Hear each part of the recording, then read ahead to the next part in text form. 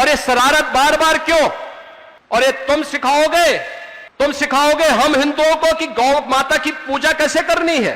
कुछ मौलवी ज्ञापन देने के लिए जगह जगह आ रहे थे, तो उसमें से एक, चाहे वह किसी कारण से रहा हो, लेकिन एक ज्ञापन मेरे पास भी पहुंच गया था। उसमें था कि गाय को राष्ट्रीय पशु घोषित किया जाए,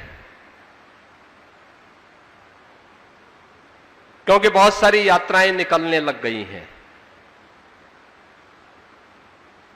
मैं भौचक था। मैंने कहा भी पशु तो एक ज्ञापन देने वाला व्यक्ति है, उसकी बुद्धि पशुवत है। अरे गाय हमारी माता है, जन्म जन्म का नाता है। गाय हमारी माता है, वह सनातन धर्म की माता है। गाओ विश्वस्य मातरः, उसको भारत की धरोहर के रूप में हमें सजोना चाहिए। अपने घरों में गौपालन का काम करना चाहिए, और हम लोग तो कर रहे हैं।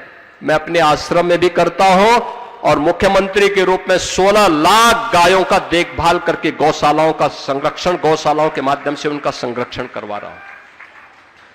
हम लोग तो इसका काम कर रहे हैं। तो मैंने उन मौलवियों में से कुछ को फोन किया। मैंने कहा भी मुझे एक बात बताओ, ये तो हमारी सनातन धर्म की धरोहर है, भारत की धरोहर है, आपने पशु क्यों कहा? और यही पशु शब्द मैं तुम्हारे लिए उपयोग करूं, तुम्हें कैसा लगेगा? कहा साहब गलती हो गई। मैंने कहा ये गलती या शरारत?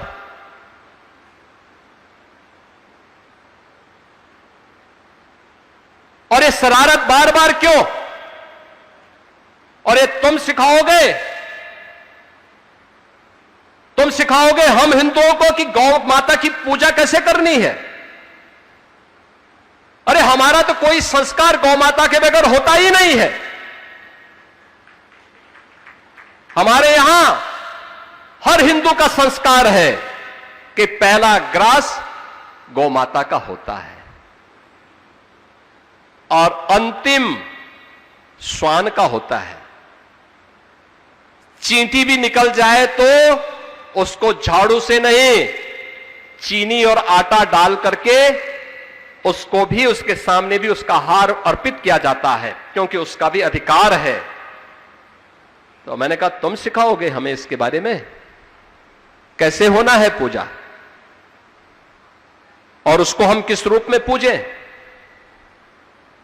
ये उपदेश अपने कौम के अंदर देते, गौ तस्करी और गौ हत्या करना बंद कर देते, तो कम से कम हमारी जो पुलिस वहां लगी है उसको हम कुछ दूसरी जगह लगा देते। बहनों और भाइयों, ये भ्रम की स्थिति पैदा करने की जो दुरभिसंधि चल रही है, इससे सतर्कता और सावधानी बरतने की आवश्यकता है। भारत गुलाम क्यों हुआ? दो ही कारण से, अंतर्विरोध और छल, यानी आपसी अंतर्विरोध, जाति के नाम पर, क्षेत्र के नाम पर, भाषा के नाम पर। जो आज के दिन पर चिल्लाहट ज्यादा जिनकी चल रही है, ये जाति को के नाम पे बांटने वाले लोग हैं। ये जाति के नाम पे बांटेंगे, क्षेत्र के नाम पे बांटेंगे, भाषा के नाम पे बांटेंगे, और फिर सोशल मीडिया प्लेटफॉर्म के माध्यम से फेक अकाउंट बना करके एक जाति को दूसरी जाति को गाली दिलवाएंगे, दूसरी जाति को पहली जाति को गाली दिलवाएंगे, आपस में लड़ाएंगे।